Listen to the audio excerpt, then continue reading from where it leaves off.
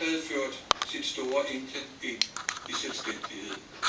Tilbage i Danmark havde tømmermændene efter 4. maj nattens rus meldt sig i form af voksende arbejdsløshed, restriktioner og surhed.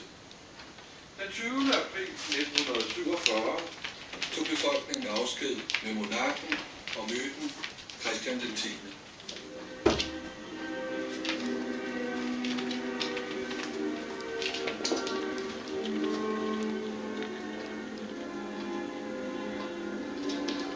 Efterkrigstidens første folkevalgte statsminister, den vestjyske bonde og venstrehøvding Knud Christensen, proklamerede kongeskiftet fra Christiansborgs balkon med variationer. Og Christian den 10. er død.